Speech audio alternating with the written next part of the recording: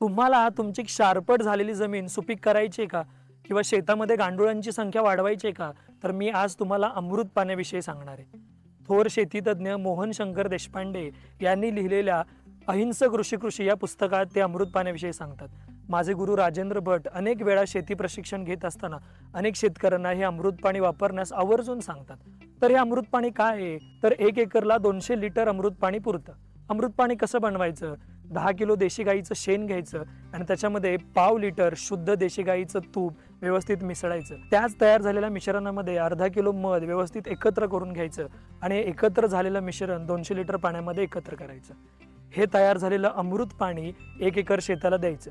शेताला देत असताना त्याच्यामध्ये फक्त एकच अट आहे की आपली जमीन ओली असली पाहिजे, कारण ह्या पाण्यामध्ये तयार झालेला बॅक्टेरिया सगळ्या शेतामध्ये व्यवस्थित गेला पाहिजे. मग याने खरंच जमीन सुपीक होते का? तर पुस्तक वाचताना अनेक शेतकऱ्यांचे अनुभव पत्त्यासहित लिहिलेले आहेत आणि हे प्रयोग जिथे जिथे झालेले आहेत तो सगळा उसातला पट्टा आहे. मग याला काही शास्त्रीय आधार आहे का असं तुम्हाला वाटत असेल तर ते पुस्तक तुम्ही जरूर एकदा वाचा आणि हा प्रयोग आपल्या स्वतःच्या शेतामध्ये करा, कारण भट सरांनी सुद्धा हा प्रयोग केलेला आहे. हे पाणी आपल्या शेतात टाकल्यानंतर साधारण 8 ते 10 दिवसात आपल्या डोळ्यांना दिसतील इतकी गांडूळ होतात. भट सर सांगतात हे मिश्रण एकत्र करताना जसा लहान मुलांचा मऊ हात होतो तसा आपला हात होतो आणि आपल्या हाताचा सुगंध 15 दिवस सुद्धा जात नाही.